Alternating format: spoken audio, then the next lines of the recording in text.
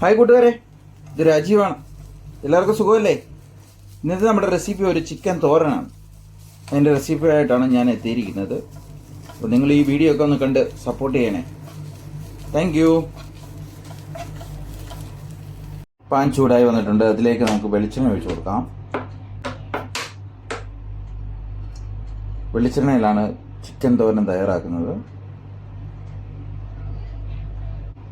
എണ്ണ ചൂടായി വന്നിട്ടുണ്ട്. കടുക് പൊട്ടിക്കാം. നമുക്ക് കടുക് നന്നായിട്ട് പൊട്ടുന്നിടം വരെ വെയിറ്റ് ചെയ്യാം.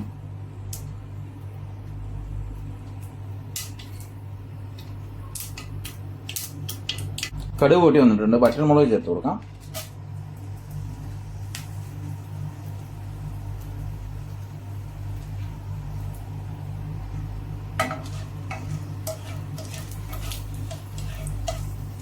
കറിവേപ്പില ചേർത്ത് കൊടുക്കാം. ചെറിയുള്ളി ചേർത്ത് കൊടുക്കാം. അഞ്ച് കഷ്ണം ചെറിയുള്ളിയാണ് എടുത്തിരിക്കുന്നത്. ചെറിയുള്ളി നല്ല ഗോൾഡൻ കളർ ആകുന്നത് വരെ നമുക്ക് വഴറ്റിയെടുക്കാം.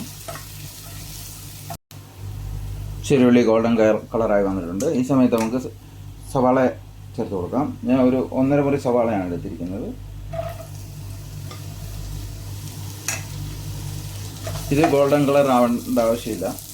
നന്നായിട്ട് വഴണ്ട് വന്നാൽ മതി. നന്നായിട്ട് ഇളക്കി കൊടുക്കാം.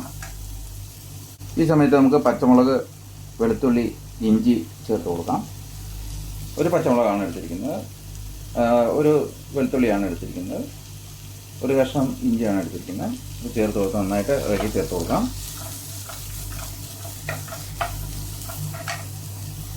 കുറച്ച് ഉപ്പ് ചേർത്ത് കൊടുക്കാം.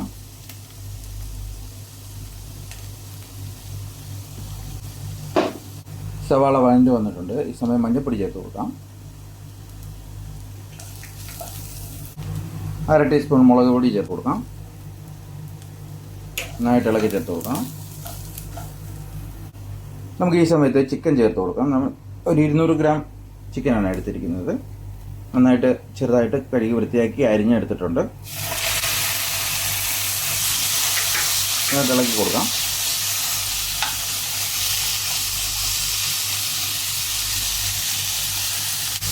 ഒരു ഗരം മസാല ചേർത്ത് കൊടുക്കാം. നന്നായിട്ട് ഇളക്കി ചേർത്ത് കൊടുക്കുക.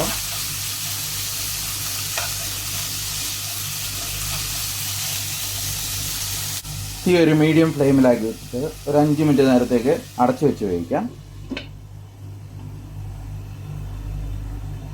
തുറന്ന് നോക്കി ചെക്ക് ചെയ്യാം. ചിക്കനിൽ നിന്ന് വെള്ളമൊക്കെ ഇറങ്ങി നന്നായിട്ട് വെന്ത് വന്നിട്ടുണ്ട്. ഒന്ന് ഇളക്കി കൊടുക്കാനായിട്ട്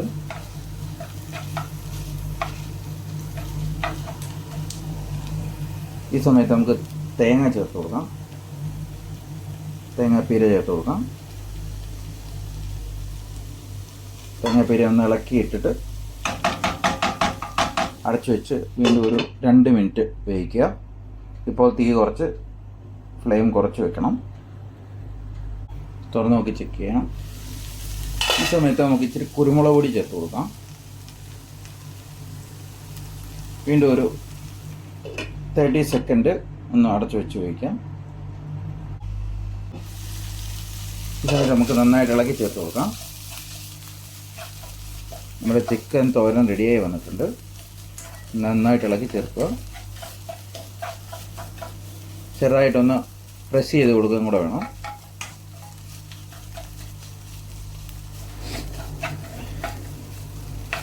ചിക്കൻ തോരൻ റെഡി ആയിട്ടുണ്ട്.